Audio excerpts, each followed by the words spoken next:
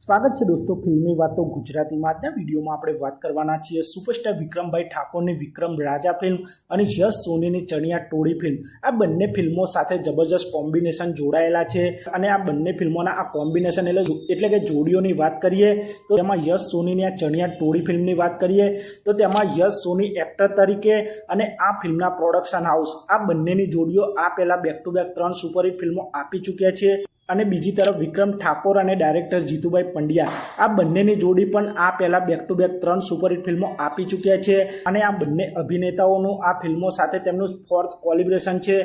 અને ચોથી વખત આ બંને અભિનેતાઓ આ સુપરહિટ જોડીઓ સાથે કામ કરી રહ્યા છે। સુપરહિટ કોમ્બિનેશનની ફિલ્મોની આજે આપણે વાત કરીશું। ચેનલ ઉપર નવા હો તો ચેનલને સબસ્ક્રાઇબ કરી દેજો। શરૂઆત કરીએ તો યશ સોની અને પ્રોડક્શન હાઉસ એટલે કે જેનોક્સ ફિલ્મ્સ અને આનંદ મોશન પિક્ચર્સ આ બંને જોડીનું કોમ્બિનેશન આ પહેલા 3 બેક ટુ બેક સુપરહિટ ફિલ્મો આપી ચૂક્યા છે અને આ જોડી હવે તેમની ચોથી ફિલ્મ ચણિયા ટોળી ફિલ્મ લઈને આવી રહ્યા છે જે દિવાળી 2025ના રોજ સિનેમાઘરોમાં રિલીઝ થવાની છે। આ પહેલાં તેઓ 2022માં રિલીઝ થયેલી ફક્ત મહિલાઓ માટે ફિલ્મ લઈને આવ્યા હતા અને આ ફિલ્મમાં યશ સોની જોવા મળ્યા હતા અને પ્રોડક્શન હાઉસ આનંદ પંડિત મોશન પિક્ચર્સ અને જેનોક ફિલ્મ્સ એટલે વિશાલ વેસ્યનું પ્રોડક્શન હાઉસ હતું। આ બંનેના કોમ્બિનેશનમાં બનેલી ફક્ત મહિલાઓ માટે ફિલ્મ 2022માં એક બ્લોકબસ્ટર ફિલ્મ સાબિત થઈ હતી જેને બોક્સ ઓફિસ પર 16 કરોડની કમાણી કરી હતી। તે પછી આ જોડીનું બીજું કોમ્બિનેશન 2023માં જોવા મળ્યું હતું જેમના અંડર 3 એક્કા નામની ફિલ્મ બની હતી જેમાં યશ સોનીની સાથે મલ્હાર ઠાકર પણ જોવા મળ્યા હતા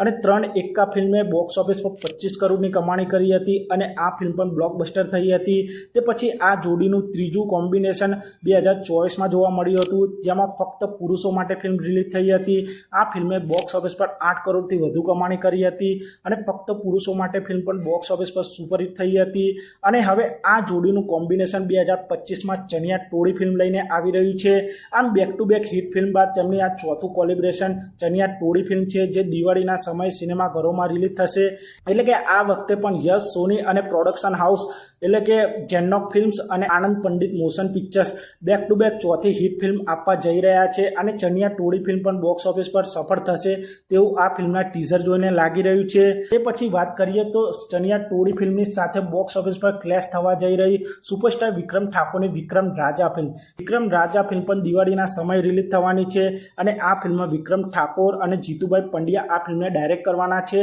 અને આ જોડીનું પણ આ વિક્રમ રાજા ફિલ્મની સાથે ચોથું કોલેબોરેશન છે। એટલે કે વિક્રમ ઠાકોર અને જીતુ પંડ્યા પણ યશ સોની અને જેનોક ફિલ્મ્સ અને આનંદ પંડિત મોશન પિક્ચર્સની જેમ તેમનું પણ આ ચોથું કોલેબ અને વિક્રમ રાજા ફિલ્મ પહેલાં પણ વિક્રમ ઠાકોર અને Jitubhai Pandya back to back superhit ફિલ્મો આપી ચૂક્યા છે જેમાં 2021માં રિલીઝ થયેલી તારી યાદોમાં જિંદગી જવાની આ ફિલ્મ પણ બોક્સ ઓફિસ પર સુપરહિટ થઈ હતી। જીતુભાઈ પંડ્યાએ ડાયરેક્ટ કરી હતી અને તેમાં સુપરસ્ટાર વિક્રમ ઠાકોર જોવા મળ્યા હતા। તે પછી આ કોમ્બિનેશન 2022માં ખેડૂત એક રક્ષક ફિલ્મમાં જોવા મળ્યું હતું અને ખેડૂત એક રક્ષક ફિલ્મ પર સુપરહિટ થઈ હતી। તે પછી આ જોડીનું ત્રીજું કોલેબોરેશન 2024માં સોરી સાજના ફિલ્મમાં જોવા મળ્યું હતું અને સોરી સાજના ફિલ્મ પણ બોક્સ ઓફિસ પર સુપરહિટ થઈ હતી અને આ જોડી હવે 2025માં વિક્રમ રાજા ફિલ્મ લઈને આવી રહી છે અને વિક્રમ રાજા ફિલ્મ પણ તેમની આ પાછળની 3 સુપરહિટ ફિલ્મોની જેમ બોક્સ ઓફિસ પર સુપરહિટ થવાની છે અને વિક્રમ રાજા ફિલ્મનો ક્રેઝ પણ જબરજસ્ત છે અને વિક્રમ રાજા ફિલ્મ આ વખતે દિવાળી પર બોક્સ ઓફિસ પર ધમાકો કરવાની છે।